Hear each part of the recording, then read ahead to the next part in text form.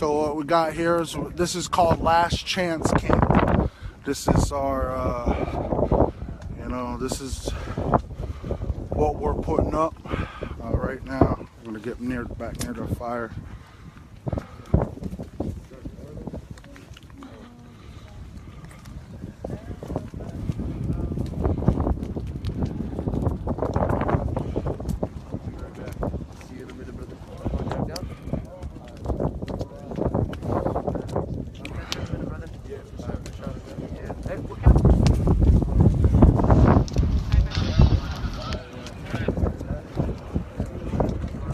Say a few words.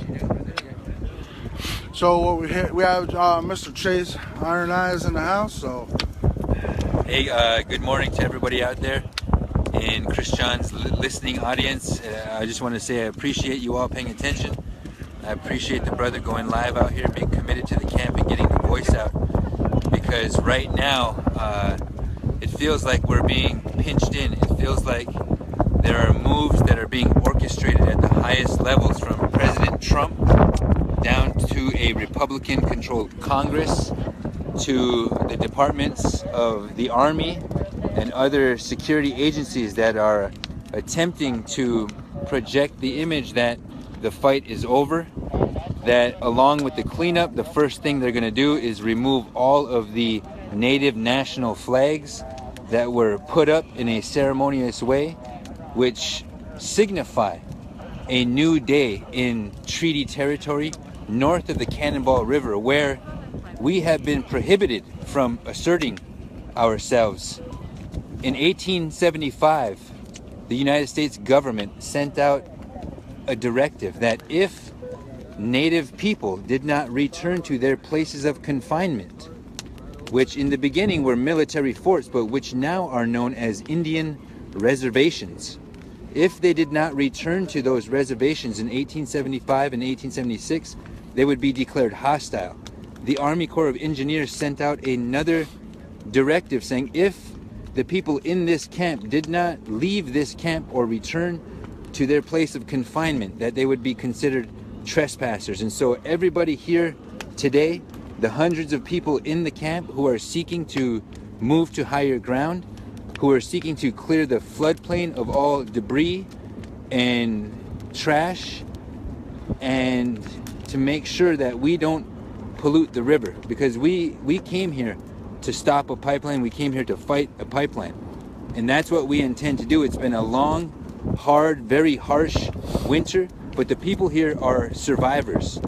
There are people from many native nations who've come in an unprecedented effort to show the world that we not only deserve clean water, not only is water sacred, not only is it the foundation of all economic value, but native nations deserve, it's our birthright to determine our own destiny, to seek a life of dignity, and to be free from legal, economic, and political oppression, which is being perpetrated by the United States, by the state of North Dakota, by the institutions of finance and extraction, and the military prison industrial complex, over and against not only native nations, but all American citizens. This movement has grown to include the constitutional rights, civil rights, and human rights struggles of everybody who does not fall into the demographic that Donald Trump falls into. That is Euro, hetero, and patriarchic.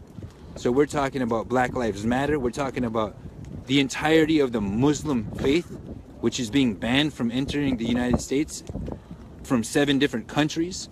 We're talking about native people who originate in this hemisphere being told that they are now illegal, that a wall is going to be put up between Mexico and the United States, and that they're going to be prohibited from their free rights to travel, prior and pre-existing rights, even to the formation of this 240-year-old country. And this struggle also includes people who are standing up right now to demand a new energy economy, a different way of life. And that focal point has been at Standing Rock for a long time.